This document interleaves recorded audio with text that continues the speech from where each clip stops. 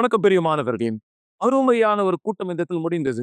ஆ தேவனுடைய வார்த்தையிலே ஆண்டவராகிய இயேசுவினுடைய நாமம் நம்முடைய வாழ்க்கையின் மூலம் எப்படியாக பரிசுத்தப்படுத்தப்பட முடியும் என்கிற இன்னொரு சிறப்பான வேதாகம பாடத்தை நாங்கள் இடத்தில் முடித்தோம். தேவனுடைய நாமம் நம்முடைய வாழ்க்கையில் இந்த இடத்தில் பரிசுத்தப்படுத்தப்பட விருப்பத்தை இந்த இடத்தில் அவர் கற்றுக் கொடுக்கிறார். நாம் யாருக்கு ஏற்றுக்கொள்கிறோமோ தேவனுடைய பெயரை நம்முடைய வாழ்க்கையில் மகிமைப்படுத்துகிறோம். இங்கு ஒரு குறிப்பிட்ட சூழ்நிலை ஆண்டவராகிய இயேசுவினுடைய சீஷரா இந்த இடத்துல இருந்து பேதுரு அவர் என்ன செய்தார் என்பதை இந்த இடத்துல பாருங்க. வழக்கமாக நம்மிடத்திலே இந்த இடத்தில் மக்கள் உதவியான இந்த இடத்துல கேட்க வரும்பொழுது நாம் அவருக்கு உதவி செய்கிறோம். உதாரணத்துக்கு ஒரு பிச்சைக்காரர் வரும்பொழுது அவர்களுக்கு நாம் இந்த இடத்தில் நம்மால் முடிந்த உதவியை இந்த இடத்தில் செய்கிறோம். எந்த விதத்தில் தேவன் விரும்புகிறாரோ அதை செய்ய. ஆனா இங்கு பேதுரு செய்த இந்த செயல் என்னன்றது பாருங்க. அப்படியான ஒரு பிச்சைக்காரர் தேவாலயத்தினுடைய வாசல் அருகே இந்த இடத்துல ஒவ்வொரு நாளும் இந்த இடத்துல அமர்ந்து மற்ற மக்களிடத்திலே பிச்சை கேட்கிறவரா இருந்தார். ஆனா இந்த ஒரு நாள் இந்த நபர் பேதுருவின் இடத்திலே இந்த பிச்சையானது இந்த இடத்துல கேட்டார். உதவி செய்யும்படியாக அவர் தன்னுடைய கரமானது இந்த இடத்தில் உயர்த்தினார். நடந்தது என்ன கவனிங்க. அப்போஸ்தலர் 3ஆம் அதிகாரம் 5ஆம் வசனத்தில் பாருங்க. அவன் அவர்களிடத்தில் ஏதாகிலும் கிடைக்கும் என்று எண்ணி அவர்களை நோக்கி பார்த்து, அப்பொழுது பேதுரு, வெள்ளியும் பொன்னும் என்னிடத்தில் இல்லை, என்னிடத்தில் உள்ளதை உனக்கு தருகிறேன். நசரனாகிய இயேசு கிறிஸ்துவின் நாமத்தினாலே நீ எழுந்து நட என்று சொல்லி வலது கையினாலே அவனை பிடித்து தூக்கி விட்டான். உடனே அவனுடைய கால்களும் கரடுகளும் பலன் கொண்டு அவன் குதித்தெழுந்து நின்று நடந்தான். குதித்து தேவனை மகிமைப்படுத்தினான். அவர்களோடு கூட தேவாலயத்திற்குள் பிரவேசித்தான். ஆம், இதுதான் சரியாக தேவன் இந்த நேரம் உங்களுக்கு செய்ய முடியாத நான் விரும்புறேன். நீங்க யார் இந்த நிகழ்ச்சியை பார்த்துட்டு இருக்கீங்களோ தவணை உங்ககிட்ட நான் பேசிட்டு இருக்கேன். நீங்க யார் இந்த நேரம் ஒரு மிகப்பெரிய பிரச்சனையை சந்திக்கிறவரா இந்த இடத்துல இருக்கீங்களோ, ஒரு பயம் உங்களுக்குள்ளாக இந்த இடத்துல இருக்கு, ஒரு பதட்டம் உங்களுக்குள்ளாக இந்த இடத்துல இருக்கு, உங்க வாழ்க்கையை குறித்த ஒரு யோசனை உங்களை இந்த இடத்துல குழப்பிக் கொண்டிருக்கிறது. நீங்கள் ஏறக்குறைய அழுது கொண்டிருக்கிறீர்கள். ஆமா சலே, ஏறக்குறைய நீங்க இடத்துல இந்த நேரம் அழுதுட்டு இருக்கீங்க. உங்களுடைய இருதயம் அந்த அழுத்தத்தில் இந்த இடத்துல இருக்கு. நீங்க இன்னும் அதிகமா இதை கடந்து கொண்டிருந்தால் நீங்கள் இந்த இடத்துல மறிக்க கூட முடியும். அவ்வளவு அதிகமான அழுத்தம் உங்களுக்குள்ளாக இந்த இடத்துல இருக்கும்.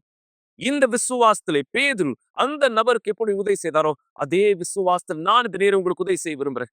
நீங்க யார் உங்களுக்கு தேவனுடைய உதவி வேணும்னு நினைக்கிறீங்களோ, இயேசு உதவி செய்வார் என்று நம்புவீர்களாவா? உங்களுடைய கரங்களை ஸ்கிரீனை நோக்கி நீட்டிருங்க. நான் உங்களோடு சேர்ந்து இந்த ஆசீர்வாதத்தை தேவன் கொடுக்கும்படியாக கேட்போம். உங்களுடைய ஸ்கிரீன்களை நோக்கி உங்க கரங்களை நீட்டுங்க. என் ஆண்டவராக இயேசு இதோ பேதுரு சொன்ன அதே வார்த்தையை போல தங்கமும் வெள்ளியும் என்னிடத்தில் இல்லை. இங்க இருக்கிற பல மக்களுக்கு இந்த இடத்துல தேவனே இந்த தேவை இந்த இடத்துல இருக்கிறதா இந்த இடத்துல இவர்கள் பார்க்கிறார்கள். ஆனால் இயேசுவை பேதுரு சொன்ன அதே வார்த்தை போல தங்கமும் வெள்ளியும் இடத்துல இல்லை, என்னிடத்தில் உள்ளதை உனக்கு தருகிறேன். இவர் யார் சமாதானம் இல்லாதவராய் இருக்கிறாரோ, சந்தோஷம் இல்லாத ஒருவராய் இருக்கிறாரோ, பலன் இல்லாதவராய் இருக்கிறாரோ, இதோ என் தேவனை நீர் என கொடுத்திருக்க சந்தோஷம், சமாதானம், பலன் இவர்களுடைய வாழ்க்கைக்குள் இந்த நுழையும்படியாய் உங்களுடைய வல்லமையினாலே இந்த விடுதலை இந்த கட்டளிடுகிறேன். தேவனுடைய பலனை பெற்றுக்கொள்ளுங்க, தேவனுடைய தொடுதலை பெற்றுக்கொள்ளுங்க. தேவனாலே புது வாழ்க்கை இந்த தொடங்குங்கள்.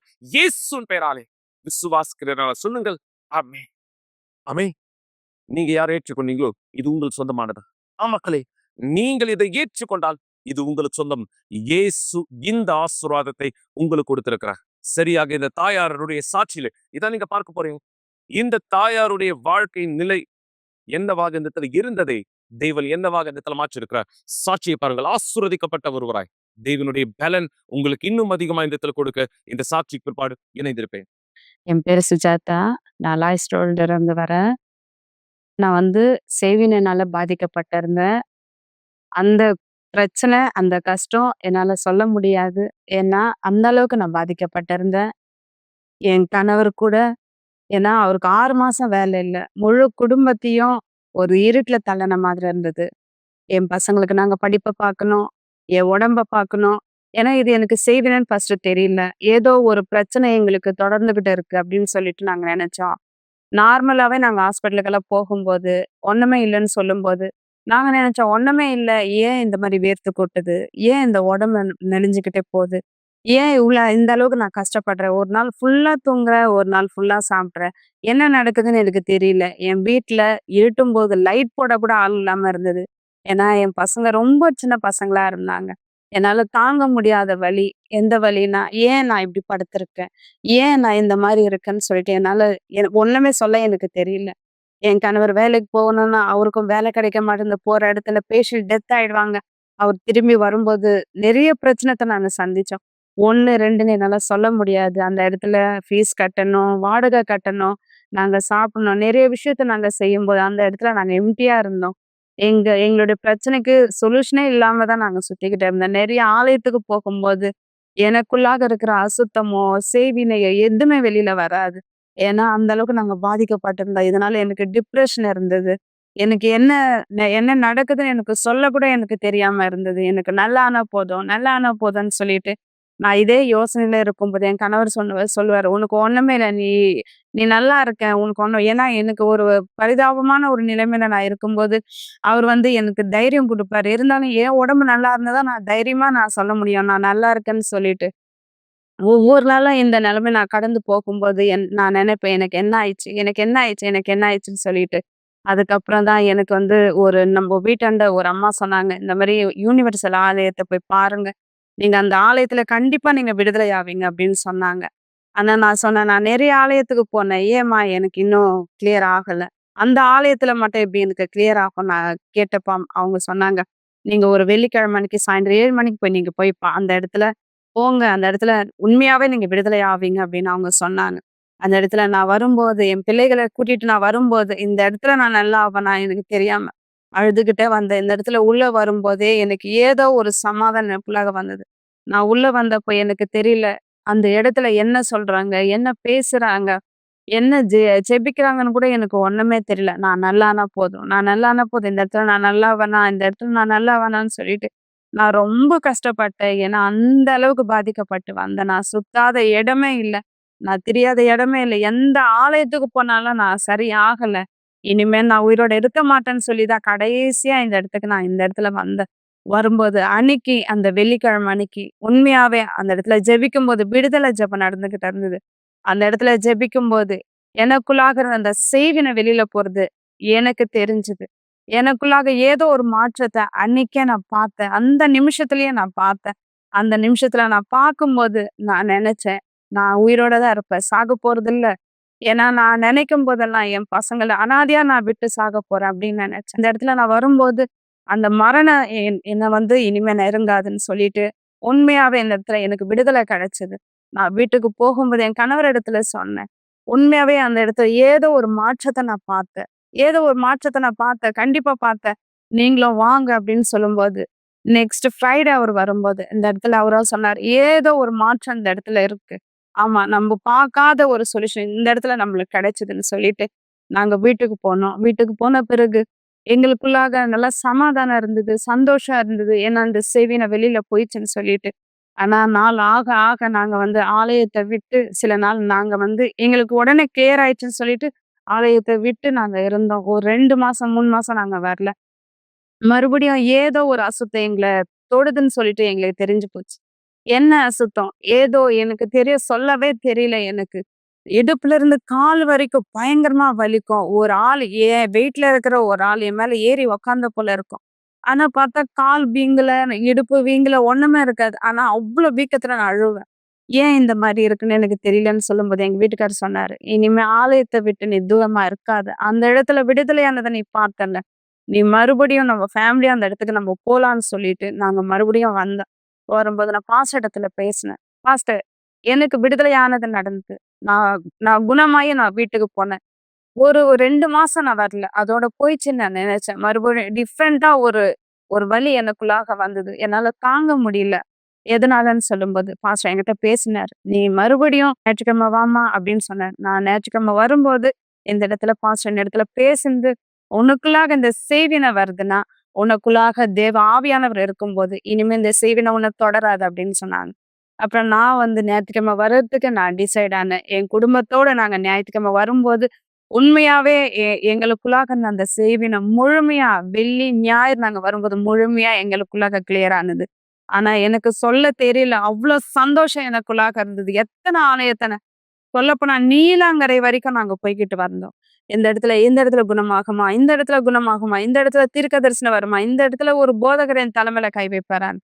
ஆனா இல்ல. இந்த இடத்துல வரும்போது யுனிவர்சல் ஆலயத்துக்கு வரும்போது, இனி மீண்டும் என்னிடத்துல செய்தின கிடையாது. பாஸ்டர் கிட்ட நான் பேசும்போது, "பாஸ்டர் நான் நல்ல குணமாயிட்டேன்" அப்படின்னு நான் சொல்லும்போது, பாஸ்டர் சொன்னார், "உனக்குள்ளாக பரிசுத்த ஆவியானவர் இருந்தா, இனிமே அது உன்ன தொடாது" அப்படின்னு சொன்னாரு. அப்போ மறுபடியும் நான் பிரேயர் பண்ணேன். தேவனே எனக்குள்ளாக உம்முடைய ஆவி எனக்கு வேணும்னு சொல்லி. நான் பிரேயர் பண்ணும்போது ராத்திரி 1:30 மணிக்கு எந்திரிச்சு அழுது பிரேயர் பண்ணேன். இந்த வலி, இந்த வேதனை என்னால தாங்க முடியல. வெளிய ஒரு ஆள் எனக்கு செய்வின செஞ்சா பரவால்ல. வீட்ல இருக்கிறவங்களே என்ன இந்த மாரி கஷ்டப்படுத்துறாங்க தேவனே. நீங்க எனக்குள்ளாக வரலன்னா, என்னால எப்படி இந்த விஷயத்த நான் ஜெயிக்க முடியும்? என் பசங்க சின்ன பசங்களா இருக்காங்க. நாங்க எப்படி ஒரு சந்தோஷமான வாழ்க்கை வாழ முடியும்னு சொல்லிட்டு, அந்த இடத்துல கண்ணீரோட நான் ஜெபிச்சேன். கண்ணீரோட நான் ஜெபிக்கும்போது எனக்குள்ளாக தேவ ஆவியானவர் வந்தார். அவர் வரும்போது ஒரு சமாதானத்த, ஒரு சந்தோஷத்த நான் பார்த்தேன். அது எந்த அளவுக்குன்னா, என் வாழ்க்கையில அந்த மாரி சந்தோஷத்த நான் எப்பவுமே பார்த்தது கிடையாது. அப்படியேப்பட்ட ஒரு சந்தோஷத்த நான் பார்த்தேன். தேவ ஆவியானவர் எனக்குள்ளாக வரும்போது, இந்த உலகத்தையே நான் ஜெயித்த அளவுக்கு ஒரு சந்தோஷம் எனக்குள்ளாக வந்தது. அத விவரிக்க கூட என்னால முடியல. அவ்ளோ சந்தோஷம். என் குடும்பத்துல நான் ஒரு மாற்றத்த பார்த்தேன். எனக்குள்ளாக ஆவியானவர் வரும்போது, இனிமே அந்த இருள் இல்ல, அந்த செய்வினை இல்ல, அந்த பலவீனம் இல்ல. நான் ரொம்ப சந்தோஷமா இருந்தேன்.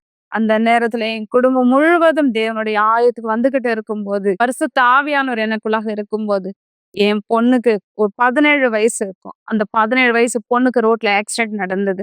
பாப்பா ரோடு கிராஸ் பண்ணும்போது, ஒரு ஷேர் ஆட்டோ மாரி வந்து, அந்த ஷீட் கட்டிக்கிட்டு வந்து என் பொண்ணுடைய கழுத்துல விழுந்து, ஒரு துளி, ஒரு நூல் அளவுல அவ இறக்க வேண்டியதா இருந்தது. அந்த இடத்துல எ எங்க பாப்பாவ இன்னொருத்தவங்க கூட்டிட்டு போயிட்டு ஹாஸ்பிட்டல்ல போட்டாங்க. எனக்கு தெரியாது.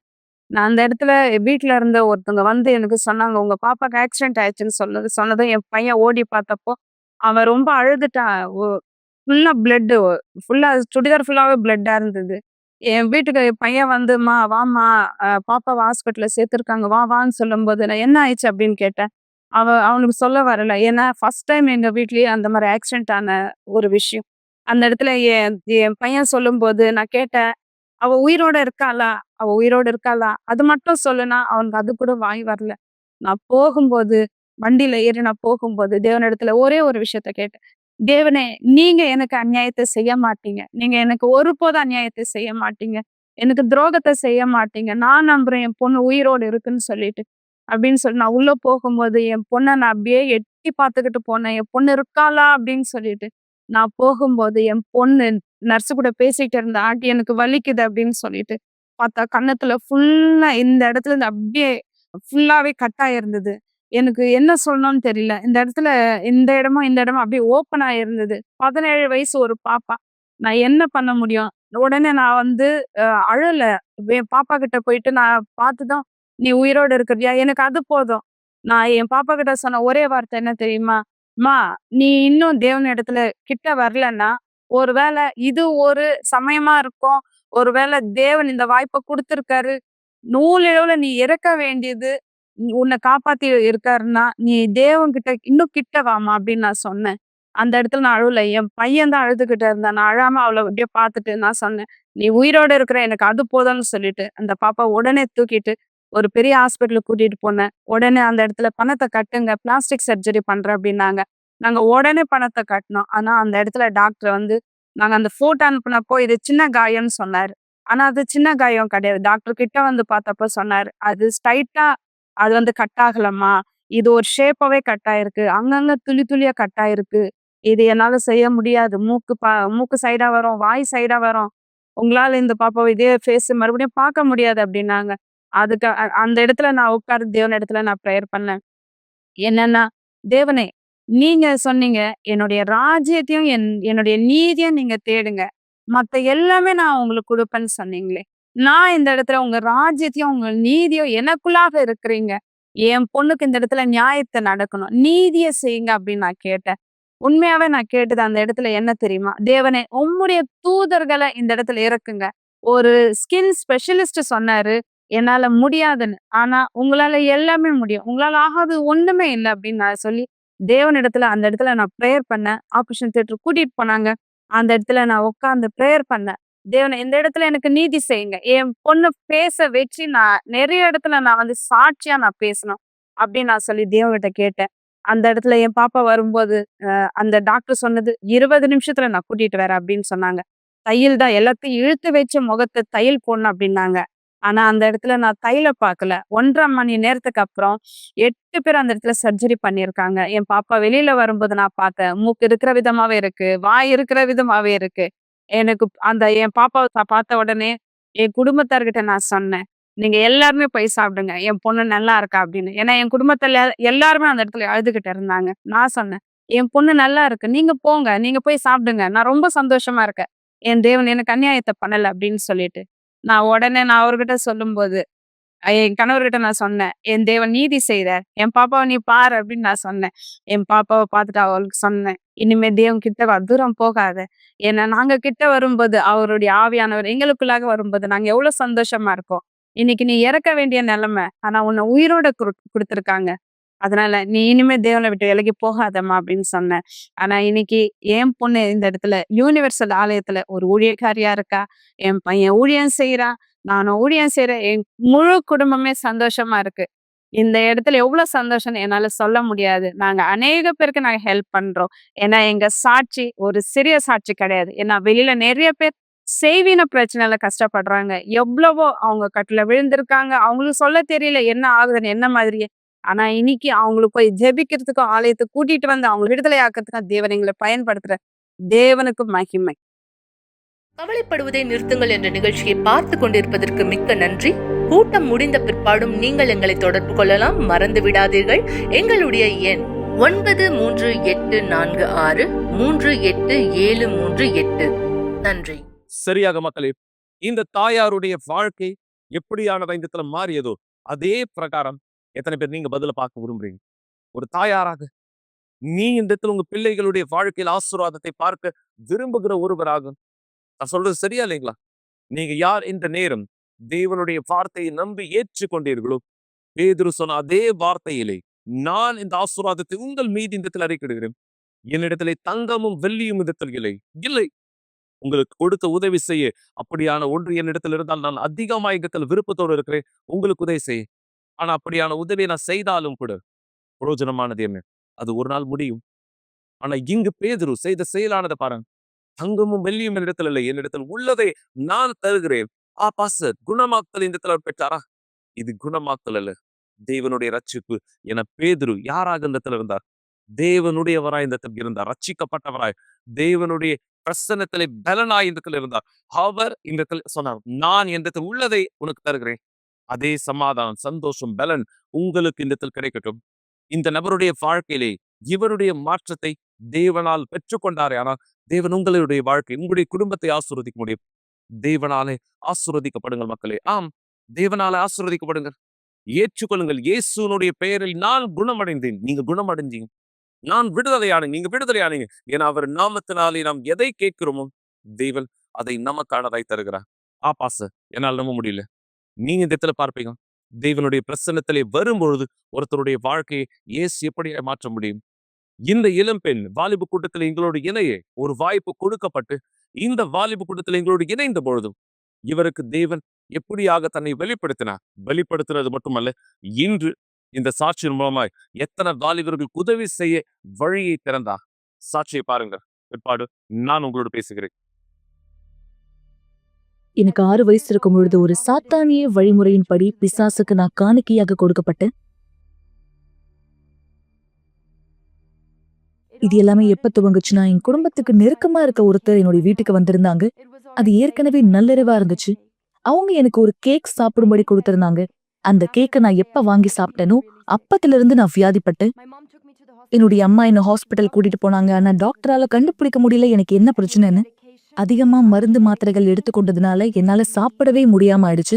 சில வாரங்கள் கழித்த பிற்பாடு எனக்கு கேக் கொடுத்த அதே நபர் எங்களுடைய வீட்டுக்கு வந்தாங்க. அவங்க எங்க அம்மா கிட்ட சொன்னாங்க, நான் ரொம்பவே மன வருத்தப்படுறேன், உங்க பொண்ணுக்கு இப்படி நடந்ததுன்னு. அவங்க சொன்னாங்க, நான் உங்களுக்கு உதவி செய்யட்டுமா அப்படின்னு கேட்கும்போது, என்னுடைய அம்மா ரொம்ப சின்ன வயசுல இருந்ததுனால அந்த உதவியை எங்க அம்மா ஏற்றுக்கொண்டாங்க. எனவே அந்த நபர் அவங்களுடைய வீட்டுக்கு என்ன கூட்டிட்டு போனாங்க. ஆனா அந்த இடத்துல பூஜை பொருட்கள் ஆயத்தமா இருந்தது பிசாசுக்கு என்ன காணிக்கைய கொடுக்கறதுக்காக. எனக்குள்ளாக நான் ஆழ்ந்த சோகத்தை உணர ஆரம்பிச்சேன். அது எந்த அளவுக்கு ஆழமா இருந்துச்சுன்னா, என் வாழ்க்கைக்கு என்ன முடிவு எடுக்கணும்னு கூட எனக்கு தெரியல. நாளுக்கு நாள் இங்க சோகங்கள் அதிகமாச்சு. நான் ஒரு நாள் என்னுடைய தோட்டத்து பக்கத்துல இருக்கும்பொழுது ஒரு மோசமான உணர்ச்சியை பெற்றுக்கொண்டேன். அது எப்படின்னா, அங்க யாரோ இருந்தாங்க. ஆனா என்னால யாருன்னு பார்க்க முடியல. என்னால உணர மட்டும்தான் முடிந்தது. யார் அங்க இருக்காங்களோ அவங்க என்கிட்ட ரொம்ப நெருக்கமா வந்துட்டே இருந்தாங்க. அது எனக்கு ரொம்ப நெருக்கமா வந்ததை நான் உணர்ந்தேன். என்னுடைய தோள் பகுதி வரைக்கும் அது வந்தப்போ அந்த சத்தம் என்கிட்ட சொல்லுச்சு, இன்னையிலிருந்து நான் உன் கூட தான் இருக்க போறேன்னு. நான் உண்மையாகவே அந்த நேரம் பயந்தேன். இது எந்த அளவுக்கு மோசமா போச்சுன்னா, நான் கழிவறையை பயன்படுத்தும் பொழுது அங்க ஒரு ஆண் என் கூடயே இருக்கிறது போல இருந்தது. ஏன்னா என்னை பின்பற்றி வந்த சத்தம் ஒரு ஆணை போல இருந்துச்சு. அதுக்கு பிற்பாடு நான் குளிக்கும் பொழுது என்னுடைய துணியை போட்டு தான் குளிப்பேன். ஏன்னா எனக்கு ரொம்ப அவமானமா இருந்தது, ஒரு ஆண் என்னை பாக்குறது போல. எனக்கு நடக்கிறதெல்லாம் உண்மையா பொய்யான்னு எனக்கு தெரியல. எனவே நான் என்னையே காயப்படுத்திக்க ஆரம்பிச்சேன். எனவே எனக்கு சொரணை இருக்கா, நடக்கிறது உண்மையான்னு நான் தெரிஞ்சுக்கிறதுக்காக. ஏன்னா அந்த நிமிஷம் வரைக்கும் என்னால முடிவெடுக்க முடியல, எது உண்மை எது பொய்ன்னு. அந்த சத்தம் என்ன சொல்லுச்சோ அது செய்யாம இருக்கிறதுக்கான தைரியம் என்கிட்ட இல்ல. நான் வளர ஆரம்பிச்சேன். என்னுடைய சிந்தனையெல்லாம் விருத்தியாக ஆரம்பிச்சது. என்னுடைய சின்ன வயசுல வளர்ந்த காரியங்கள்லாம் என்னை விட்டு மறக்க ஆரம்பிச்சது. ஆனா சூழ்நிலைகள் ரொம்பவே மோசமா மாறுச்சு. அது அப்படியே நடந்துட்டு இருக்கும்பொழுது காரியங்கள் ரொம்பவே மோசமாக ஆரம்பிச்சது. அந்த நேரம் தான் என் வாழ்க்கையினுடைய மிக கடினமான நேரங்கள் துவங்குச்சு. நான் அந்த பிரச்சனத்தை எனக்குள்ளாக உணர்ந்ததுனால நான் அதோட உறவுல இருக்கணும்னு நினைச்சேன். ஏன்னா அந்த நேரம் நான் என்னுடைய வாலிப பருவத்தை அடைந்து, எனவே நான் காதல்ல விழுந்து நான் நேசிக்க ஆரம்பிச்சேன். அது என் கூடயே இருக்கணும், அதோடைய பிரச்சனத்துக்காக ஏங்குனேன். அதால தொடப்படணும்னு விரும்புறேன். அது என்னெல்லாம் சொல்லுதோ அதை நான் செய்வேன். ஏன்னா இனிமேலும் அது எனக்கு பாரமா இல்ல. ஏன்னா நான் எப்படி உணர்ந்தேன்னா, அதுக்கு நான் தான் முக்கியம், நான் தான் ரொம்ப சிறந்த ஒரு நபர் அப்படின்னு நினைச்சேன். அப்பதான் அந்த சத்தம் என்கிட்ட சொல்லுச்சு, நான் என்னுடைய குடும்பத்தாரை கொலை பண்ணணும்னு. எனக்குள்ளாக அவங்க மேல அவ்வளவு கோவம் வந்தது. அந்த சத்தம் இப்படியா சொல்லுச்சு, நீ என் குடும்பத்தார் எல்லாரையுமே கொலை பண்ணிடு, பிற்பாடு உன்னையே நீ கொலை பண்ணிக்கோ, அதுக்கப்புறம் நம்ம ஒன்னா இருக்கலாம்னு. அந்த நேரம் நான் எல்லார்கிட்டயும் வித்தியாசமா நடந்துக்க ஆரம்பிச்சேன். ஆனா அதுக்கு பிற்பாடு நான் யோசிக்க ஆரம்பிச்சேன், என்னை சுத்தி ஏதோ தப்பா நடக்குது அப்படின்னு. அதுக்கு பிற்பாடு சில புஸ்தகங்களை எடுத்து நான் படிக்க ஆரம்பிச்சேன். நான் படிக்க படிக்க நான் இன்னும் அதிகமா குழப்பம் அடைந்தேன். ஏன்னா அந்த இடத்துல நான் பார்த்தேன், நான் என்ன சந்திச்சேனோ அதே ஒரு புகைப்படம் போல அந்த இடத்துல இருந்துச்சு. நான் நினைச்சேன், இது எல்லாமே என்னுடைய கற்பனை, நானா இப்படி யோசிச்சுக்கிறேன் அப்படின்னு நினைச்சிட்டு இருந்தேன். ஆனா எனக்கு தெரியும், வெறும் என்னுடைய யோசனையில மட்டும் அது கிடையாது, அதெல்லாம் என்னுடைய கற்பனை கிடையாது, உண்மையாகவே அது இருந்தது. என்னுடைய தோழி ஒருத்தவங்க சொன்னாங்க, அவங்க வாலிப கூட்டத்துக்கு போயிருந்தாங்கன்னு. அவங்க சொன்னாங்க, நான் யூனிவர்சல் ஆலயத்துக்கு போனேன் அப்படின்னு. அங்க வாலிப கூட்டம் எல்லா சனிக்கிழமையும் நடக்கும். இந்த இடத்துல தான் நடக்குது, நீ வரியா அப்படின்னு கேட்டாங்க. நான் சொன்னேன், நான் வரலன்னு. நான் ஆலயத்துக்குலாம் அவங்க கூட வரமாட்டேன் அப்படின்னு சொல்லியிருந்தேன். நான் அவங்க கிட்ட சொன்னேன், இங்க பாரு, நீ எங்கேயாவது என்ன கூப்பிடுற கடைசி அப்படின்னா இது ஆலயமா இருக்கு, ஆனா இந்த இடத்துக்கு நான் வரவே மாட்டேன் அப்படின்னு சொன்னேன். ஒரு நாள் அந்த தோழி என்ன பார்த்தாங்க, என்ன சொன்னாங்க, இங்க பாரு, இதுதான் நான் கடைசி முறையா உன்னை கூப்பிடுறேன், நீ இதுக்கப்புறம் வாலிப கூட்டத்துக்கு என் கூட வரல அப்படின்னு சொன்னா இனிமேல் நான் உன்னை கூப்பிடவே மாட்டேன் அப்படின்னு சொன்னாங்க. அவங்க சொன்னாங்க, இதுக்கப்புறம் நீ என்கிட்ட எதுவுமே கேட்கக்கூடாது அப்படின்னு. ஏன்னா நான் உன்னை கூப்பிட்டேன், நீ வரலன்னு சொல்லிட்டேன். இதுக்கப்புறம் நீ என்கிட்ட எதுவுமே கேட்க முடியாது, ஏன்னா இனிமேல் நான் உன்னை கூப்பிடவே மாட்டேன் அப்படின்னு சொன்னாங்க. ஒன்னு இப்பவே நீ சொல்லிடு, நீ வருவியா இல்ல வரவே மாட்டியா அப்படின்னு கேட்டாங்க. நான் நினைச்சேன், சரி இந்த வாலிப கூட்டத்துக்கு போறதுனால எனக்கு என்ன பாதிப்பு ஏற்பட போகுது, சரி நான் போறேன் அப்படின்னு சொன்னேன். நான் அங்க போனேன். நான் உள்ள நுழையும் போதே அந்த இடம் ஏற்கனவே ரொம்பவே வித்தியாசமா இருந்துச்சு. நாங்க உள்ள நுழைஞ்சப்ப என்னுடைய தோழி மாதிரியே நிறைய பேர் அங்க இருந்தாங்க. எல்லாரும் ஒரே மாதிரி சந்தோஷமா ஒரே குணத்தோட அவங்க தாழ்மையா என்கிட்ட சொன்னாங்க, உங்களுடைய வாழ்க்கையை இயேசு கிட்ட அர்ப்பணிங்க, ஆண்டவராகி இயேசு கிட்ட அர்ப்பணிங்கன்னு. ஆண்டவராகி இயேசுன்னு சொல்ற இந்த வார்த்தை ரொம்பவே அழகா இருக்குன்னு நான் நினைக்கிறேன். அவர்தான் ஆண்டவர்னா யாருக்கு அவர் ஆண்டவரா இருக்கார்? நான் எனக்குள்ள கேள்வி கேட்க ஆரம்பிச்சேன். அவர் தான் அவங்களுடைய ஆண்டவரா இருக்காரா? அதனாலதான் அவங்க சந்தோஷமா இருக்காங்களா? அவங்க பொய் சொல்ற மாதிரி எனக்கு தெரியல. என்ன மாதிரி நடிச்சுட்டு பொய் சொல்லிட்டு அவங்க இருக்க மாதிரி எனக்கு தெரியல. இது எப்படி இருந்துச்சுன்னா, அவங்க உண்மையாகவே சந்தோஷமா இருந்தாங்க. எனக்கு ஜெபிக்க தெரியாது, எப்படி பேசணும்னு தெரியாது, வெறும் எப்படி அழணும்னு மட்டும் தான் தெரியும். என்னுடைய சிந்தனைக்குள்ளாக ஒரு படம் போல எல்லாமே வந்தது. நான் பட்ட கஷ்டங்கள், நான் அனுபவித்த வலிகள் எல்லாமே. அந்த நேரம் ஒரு மிகுந்த சமாதானம், ஒரு ஆறுதலை நான் உணர்ந்தேன். அந்த ஆறுதல் எனக்குள்ளாக இருந்த பயத்தை துரத்தி அடிச்சது. அந்த ஆறுதல் எனக்குள்ளாக வந்தது. நான் புரிஞ்சுக்கிட்டேன், என்னுடைய வாழ்க்கையை அவர்கிட்ட முழுசா கொடுக்கணும், அவரோட ஒரு பொருத்தனையை ஏற்படுத்தணும்னு. சோர்ந்தே போகாம முழுமையா அவரை தேட ஆரம்பிச்சேன். நான் அவர்கிட்ட சொன்னேன், என்னை மன்னிச்சிடுங்க, ஏன்னா நான் என்ன பண்ணேன்னு தெரியாம பண்ணிட்டேன், எனக்கு உதவி தேவையா இருந்துச்சு. அந்த நேரம் பாஸ்டர் என்ன பார்த்தாரு.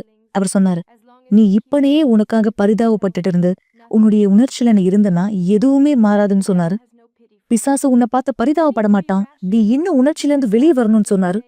நீதான் முடிவெடுக்கணும், ஒண்ணு உனக்கு ஆண்டவர் வேணுமா, அவ்வளவுதான், முடிஞ்சிருச்சு. பிசாசுக்காக என்ன உணர்ச்சி எல்லாம் உனக்குள்ள இருந்துச்சோ எல்லாத்தையுமே எடுத்து போடு, அது எல்லாத்தையுமே நீ உணர்ச்சியை எடுக்கணும்னு சொன்னாரு. அந்த வார்த்தை எனக்குள்ளாக நுழைந்தது. நான் ஆலயத்துக்கு உண்மையாகவே போக ஆரம்பிச்சேன். நான் வீட்டுக்கு திரும்பி போனேன். நான் வீட்டுக்கு திரும்பி போன பிற்பாடு இனிமேலும் அதை என்னால பார்க்க முடியல. அதுக்கு பிற்பாடுதான் தானியேல் உபவாசம் வந்தது. அந்த தானியல் உபவாசத்துல நான் புரிஞ்சுக்கிட்ட என்னுடைய உணர்ச்சியை நான் கைவிடணும்னு, உலக ரீதியான காரியத்துல செய்தியிலிருந்து என்னை விலக்கி கொண்டு தேவனுக்கு முன்பாக என்னை பரிசுத்தம் பண்ணணும்னு புரிஞ்சுக்கிட்டேன். 21 நாள் நான் அவரை தேடினேன், நான் அவரை பெற்றுக்கொள்ளல. அதுக்கு பிற்பாடு நான் ஒரு படி மேலாக வைத்தேன்னு 80 நாள் அவரை முழுமையா தேடினேன். பகல் நேரத்துல தேடுவேன், அதிகாலையில தேடுவேன். நேரங்கள் முக்கியம் கிடையாது, நான் எங்க இருந்தாலும் அங்க தேடுவேன். என்னுடைய ஸ்கூல்ல இருக்கும்பொழுது நான் என்னுடைய யோசனைக்குள்ளாக சொல்லுவேன், பரிசுத்த ஆவியானவரே நீங்க இறங்கி வரணும், என் வாழ்க்கைக்குள்ளாக நீங்க வந்தே ஆகணும். அதுக்கு பிற்பாடு ஒரு நாள் ஞாயிற்றுக்கிழமை அந்த 80 நாள் கழித்த பிற்பாடு நான் ஆலயத்துக்கு போயிருந்தேன். அப்போ நான் பரிசுத்த ஆவியானவரை பெற்றுக்கொண்டேன். அந்த நாள் பரிசுத்த ஆவியானவர் என் மீதாக இறங்கி வந்தார்.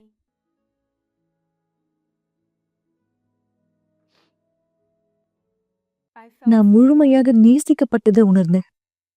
அவரால நான் கட்டி அணைக்கப்பட்டது போல உணர்ந்தேன். அவரால பாதுகாக்கப்பட்டது போல உண்மையாகவே எனக்குள்ளாக முழுமையான சமாதானம்.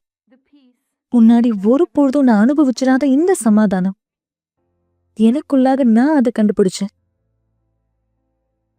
அதுக்கு பிற்பாடு என் வாழ்க்கையினுடைய முழு மாற்றத்தை நான் பார்த்தேன். அதுக்கு பிற்பாடு என்னுடைய பள்ளி பருவத்தை நான் முடித்தேன். நான் வழிகாட்டுதலை கேட்டு ஆண்டவராகிய இயேசு இடத்துல இருந்து எந்த கல்லூரியில போய் நான் சேரணும்னு அவர்கிட்ட கேட்டேன். எந்த பட்ட படிப்பு எடுத்து நான் படிக்கணும்னு அவர் இடத்துல கேட்டேன். அதுக்கு பிற்பாடு வழிகாட்டுதல் வந்தது. என்னுடைய படிப்புக்கு 100% எந்த பணமும் நான் செலவழிக்கல. எனக்கு ஸ்காலர்ஷிப் கிடைச்சது. இது எல்லாத்துலயும் ஆண்டவர் என்னோட இருந்தார். என் இடத்துல இருந்து பறிக்கப்பட்ட ஒன்று ஆண்டவர் எனக்கு மீண்டுமாக கொடுத்தார். அதுதான் என்னுடைய குழந்தை பருவம்.